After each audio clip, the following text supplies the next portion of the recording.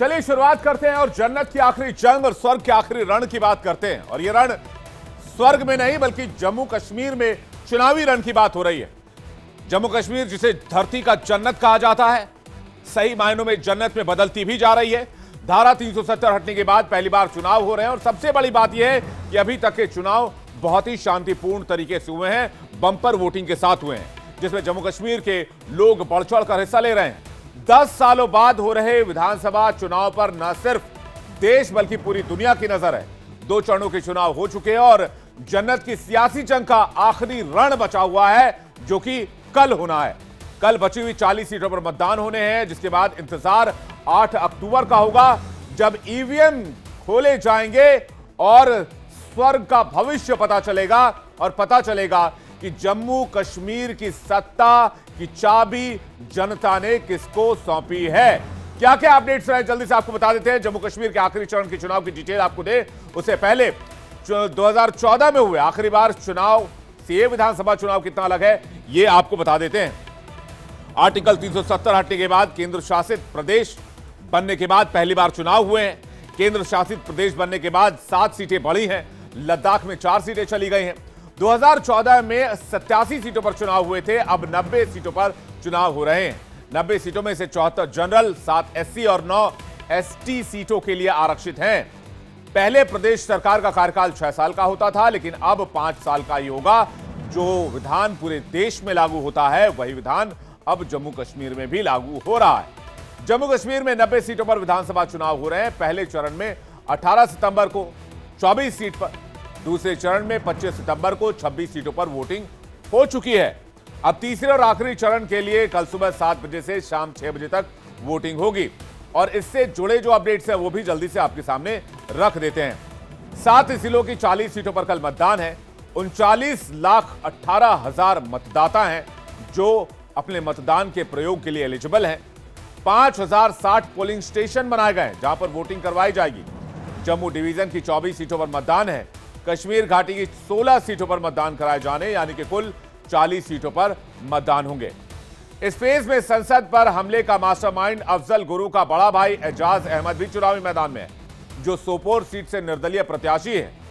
North Kashmir की Langate seat से engineer Rashid के भाई खुर्शीद अहमद चुनाव लड़ रहे हैं। वहीं पूर्व उप मुख्यमंत्री मुजफ्फर हुसैन बेग बारामूला से निर्दलीय चुनावी मैदान में उतरे हुए हैं।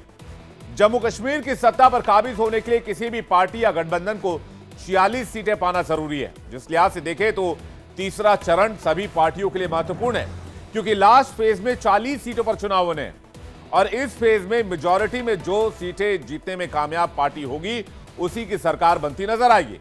इसलिए चुनाव प्रचार में पूरी ताकत लगाई गई हो, चाहे वो बीजेपी हो, चाहे वो एनसी हो, चाहे वो पीडीपी हो, चाहे वो कांग्रेस हो, हर पार्टी ने अपना पूरा जोर लगा दिया। बीजेपी से लेकर कांग्रेस, नेशनल कॉन्फ्रेंस, पीडीपी के बीच धारा 370, स्टेटहुड, आतंकवाद, पाकिस्तान, आरक्षण समेत कई मुद्दों पर वार पलटवार भी देखने को मिला। लेकिन इस पूरे इलेक्शन में अगर किसी नेता का बयान सबसे ज्यादा चर्चा में रहा, सीमा पार तक चर्चा में रहा, तो वो है यूपी के मुख्यमंत्री योगी आदित्यनाथ। क्योंकि बीजेपी ने आखिरी चरण के चुनाव में अपने फायर ब्रांड नेता यूपी के सीएम मुख्यमंत्री योगी आदित्यनाथ की एंट्री कराई, जिनके चुनाव प्रचार की चर्चा देश ही नहीं पाकिस्तान तक चली गई। आज पाकिस्तान की हालत आप देख रहे होंगे, क्या हाल हो गए हैं पाकिस्तान में। भीख का कटोरा लेकर के घूम रहा है।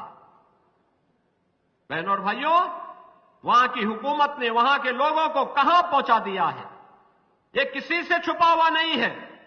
और इसीलिए आज मैं आपसे कहने के लिए आया हूं, आज जो स्थिति वहां उन्होंने पैदा की है, उसको देखते हुए अब तो बलूचिस्तान भी कह रहा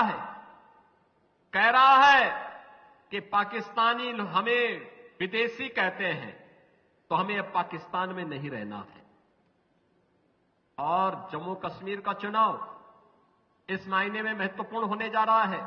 यह पाकिस्तान परस्त आतंकी भी जानते हैं कि आतंकवाद की कीमत पाकिस्तान को किस रूप में चुकानी पड़ेगी। 3 भागों में बंट जाएगा, पाकिस्तान का अता पता नहीं लगेगा। और इसीलिए आपसे कहने के लिए आए हैं जम्मू कश्मीर में भाजपा की सरकार बनाइए, पाक अधिकृत कश्मीर तैयार बैठा है भारत में विलय होने के लिए और कह रहा है हमें भी पाकिस्तान से आजादी चाहिए। लेकिन चुनाव प्रचार के दरमियान योगी आदित्यनाथ के हमले सिर्फ पाकिस्तान पे नहीं थे, उनके तीखे हमले विपक्ष के ऊपर भी गए।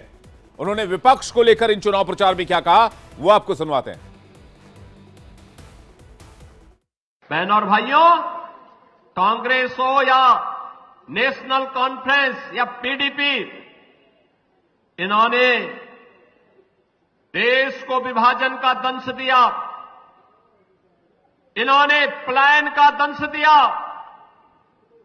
इन्होंने भ्रष्टाचार और दुराचार को बढ़ावा दिया, इन्होंने आतंकवाद का दंश दिया, इन्होंने भेदभाव का दंश भी आप सभी कठुआवासियों को दिया।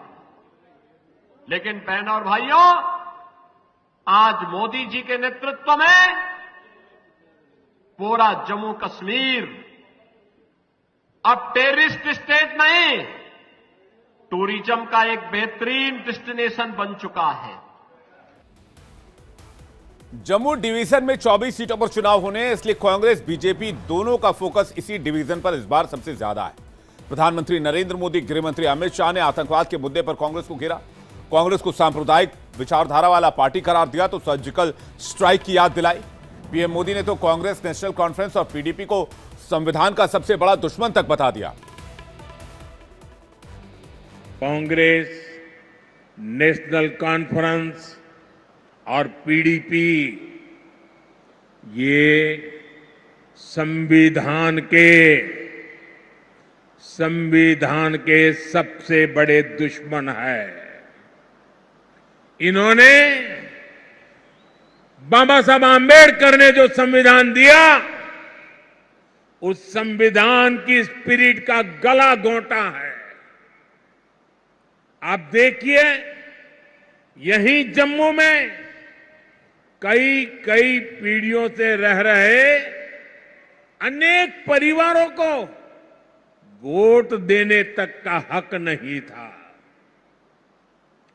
उन्हें इस हक से किसने वंचित किया? कांग्रेस, एनसी और पीडीपी ने किया है। लेकिन कांग्रेस ने भी अपनी तरफ से पूरी ताकत लगाई। कांग्रेस लगातार जम्मू कश्मीर में स्टेटहुड का मुद्दा उठाती रही। कांग्रेस के जितने भी नेता गए, सबने वहां की पब्लिक को, वहां के लोगों को यह प्रॉमिस किया कि कांग्रेस एनसी की सरकार बनी तो स्टेटहुड वापस दिला कर रहेंगे। सही तरीका वही था। सही तरीका था कि पहले स्टेटहुड दो और उसके बाद चुनाव कराओ। अब ठीक है, पहले चुनाव करा दिया, मगर हम चाहते हैं कि जल्दी से जल्दी आपका जो लोकतांत्रिक हक है, जम्मू कश्मीर का जो स्टेटहुड है, वो आपको वापस मिले। तीसरे चरण की 40 सीटों पर कुल 415 कैंडिडेट हैं, जिसमें से 387 पुरुष हैं और 28 महिलाएं। 33 पर पीडीपी ने अपने प्रत्याशी उतारे हैं, नेशनल कॉन्फ्रेंस ने 18, कांग्रेस ने 24 सीटों पर सबसे ज्यादा उम्मीदवार उतारे हैं। बारामूला में सबसे ज्यादा 25 और अखनूर में सबसे कम 3 प्रत्याशी मैदान में हैं। तो अभी आपको सभी 7 जिलों की 40 सीटों और उस पर प्रत्याशियों की संख्या के बारे में डिटेल बता देते हैं। दरअसल करनाल में देखेंगे तो 8 हैं, तहगाम में 10, कुपवाड़ा में 8, लोलाब में 11, हंदवाड़ा में 7 और लंगेड़ में 15 प्रत्याशी मौजूद हैं। बारामूला जिले पर जाइए, यहां सोपोर में 20 प्रत्याशी हैं, रफियाबाद में 12, उरी में 6, बारामूला में 25 प्रत्याशी हैं, गुलबर्ग में 13, वागुरा क्रेरी में 12 और पट्टन में 13। इसी तरह अगर आप बांदीपुरा का रुख करेंगे, जल्दी से नेक्स्ट ग्राफिक्स लेकर आइए। बांदीपुरा में प्रत्याशियों की संख्या सीट वाइज सोनावारी में 18 है, बांदीपुरा में 19 है। गुरेज सेक्टर में जो एसटी के लिए आरक्षित है उसमें 5 प्रत्याशी उतारे गए हैं। इसी तरह से उधमपुर जिले की अगर बात करें तो यहां पर उधमपुर पूर्व में 9, उधमपुर पश्चिम में 12, चेनानी में 9, रामनगर जो कि एससी के लिए रिजर्व है वहां 7। कठुआ जिले में प्रत्याशियों की संख्या की बात करें तो बनी में 8, बिलावर में 4, बसोहली में 4, जसरोटा में 8।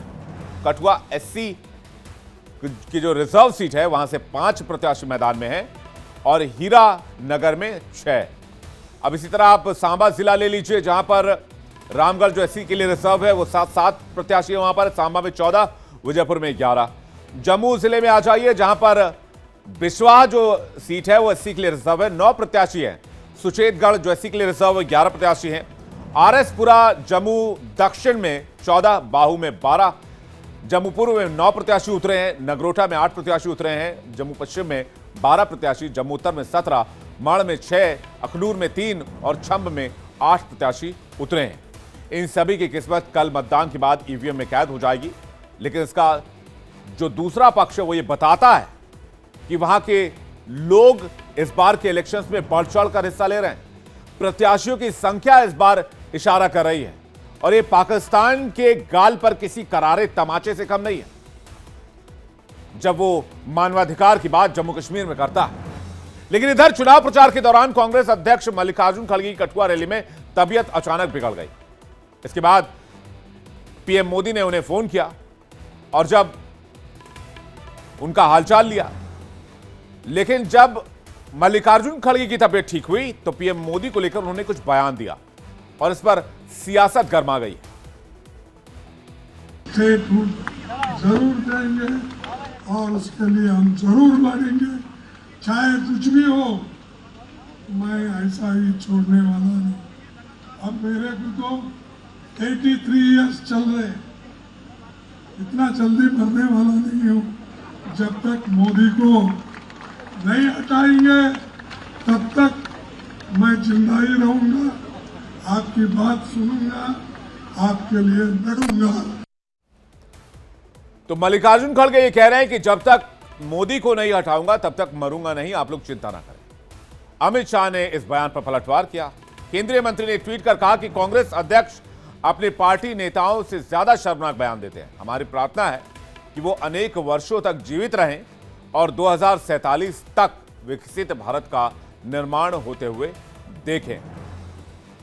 अब वोटिंग परसेंटेज अभी तक क्या रही है जल्दी से देख लेते हैं। पहला चरण जब हुआ 18 सितंबर को 7 जिलों की 24 सीटों पर मतदान हुआ, 61% ज्यादा मतदान हुआ। दूसरा चरण 25 सितंबर को 6 जिलों की 26 सीटों पर मतदान हुए, 57% ज्यादा मतदान हुआ। अब तीसरे चरण के बाद 8 अक्टूबर का इंतजार होगा जिस दिन रिजल्ट सामने आएंगे। आइए आज की एक और बड़ी खबर आपको बताते हैं और इस खबर को जरूर देखिएगा। और देखिए, वो आतंकी संगठन है, उनका तो नेस्तनाबूद होना चाहिए।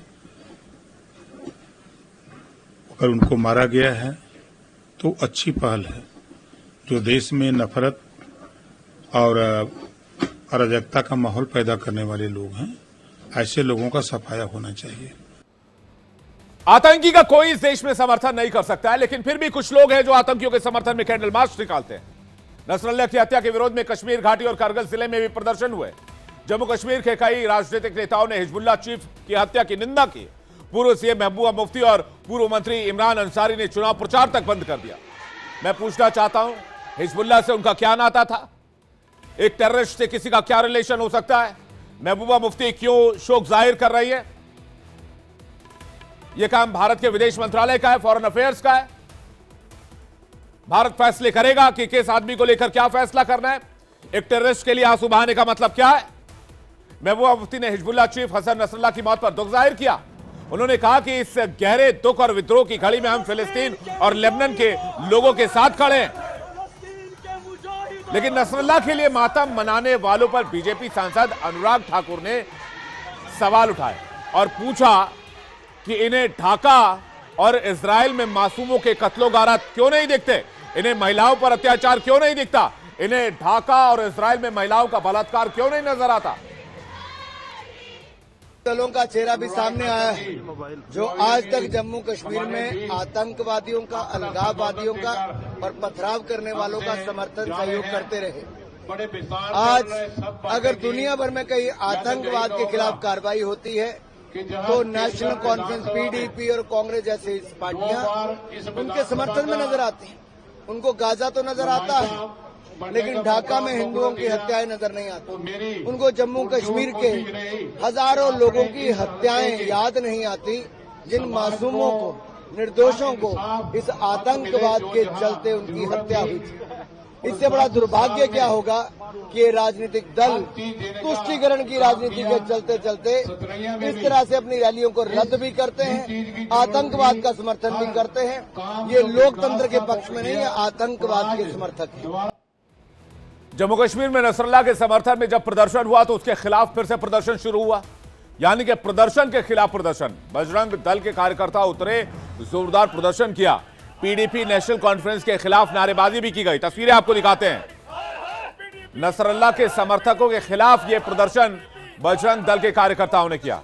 लेकिन इस समर्थन को लेकर, जो समर्थन नेशनल कॉन्फ्रेंस की तरफ से, पीडीपी की तरफ से या इस देश में रह रहे उन चंद लोगों की तरफ से जाहिर किया जा रहा है नसरल्लाह को लेकर, उस पर असम के सीएम ने बयान दिया। आपको सुनवाते हैं।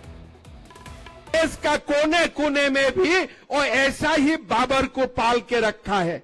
भाइयों और बहनों, हमें ऐसा ही करना है जैसे अयोध्या में बाबर राज का खत्म हुआ, भव्य राम मंदिर निर्माण हुआ। ये देश में भी जो छोटे मोटे अभी भी बाबर घूम रहा है, सबको धक्का दे दे के हमें ये देश से निकालना है। सबको धक्का दे दे के हमें ये देश से निकालना है।